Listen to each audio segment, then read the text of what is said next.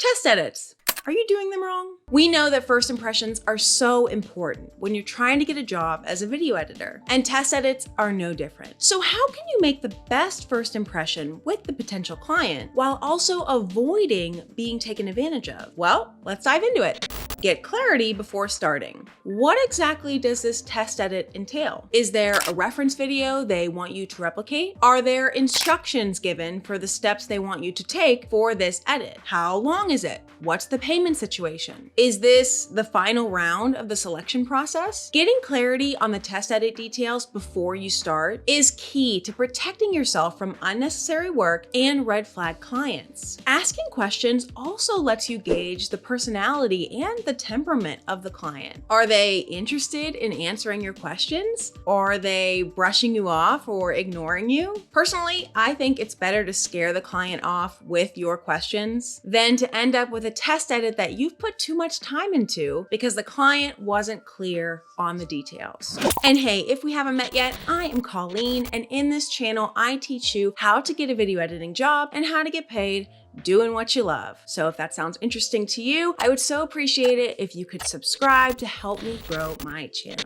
Ask for payment first. It can be so exciting when you get contacted about your first couple of jobs. Now, if you are asked for a test edit, you might be tempted just to jump right into the edit to hurry up and prove your skills to the potential client. And let me just say that this is okay. I've done this. Plenty of people I know have done this. I've done test edits for no pay and it didn't lead to me getting the job, and that is just part of the process sometimes. However, clients should not be throwing around these test edits willy-nilly. Test edits are reserved for deciding between a very small handful of people. Frankly, because there's a lot that goes into a test edit. Assets are being exchanged. There's a lot of communication between you and this person who is not yet your actual client. And that client has to put trust in this small handful of random people that they're going to respect their project, that they're not going to take advantage of their project, and that they're going to deliver their project the right way and on time. In theory, they should be paying for the test edits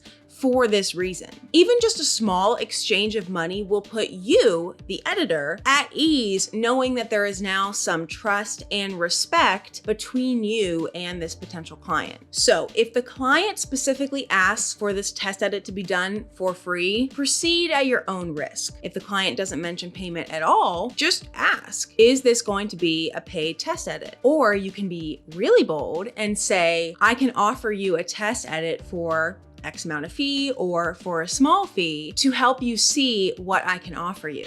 Be honest, sure. You want to make yourself look as good as possible for your potential client. But being open and honest with your clients is really important for long-term growth for you as a freelance video editor. For one, of course, this trust is important for maintaining a good working relationship and can make the difference between a one-time job and a long-term client. Being honest also saves time and it regulates expectations. For example, if the test edit took you 5 hours to edit, but you told the client that it only took you 2 because you wanted to seem fast and impressive, you could be setting yourself up for disaster because now you may feel inclined to always log a lower number of hours and you'll be losing money and building resentment for the entire situation. If you made it this far and you are liking this video, I'd so appreciate if you could take that like and put it in the thumbs up below so that this video can spread to more people. And for more details on how to become a YouTube video editor using Premiere Pro and to receive a free month of Skillshare, I'd so appreciate if you can click the link in the description below and check out my course on Skillshare.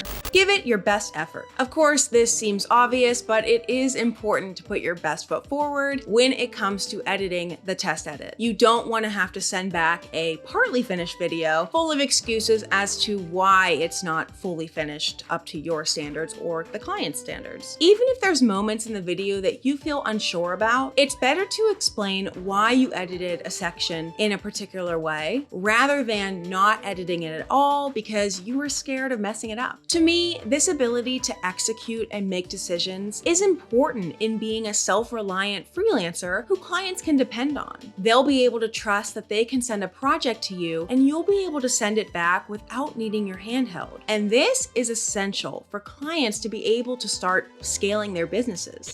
Ask for references. While test edits can be a great way to show off your skills to the potential client, you want to make sure that what you're giving back to them is actually what they're looking for. Asking for a reference is smart because it gives you a reference point of what they're looking for style-wise, and you can work toward replicating that with your editing style, graphics, music, etc. Asking for style examples is also important because your time is valuable, and more than likely, this isn't the only job you're trying to apply to. If you have no guidelines of how you should be editing their test video, you could end up spending more time on it than you planned, simply because you keep adding or editing things in fear that they won't like what you've created because you have nothing to go off of. Now, if the client doesn't have any samples to give you, ask them what channels they like to watch on YouTube or what shows inspire them on Netflix. They have to have some idea of what they want their video to look like. And if they don't, it tells you that this client might prove to be difficult for you, and it might be better just to pass on them.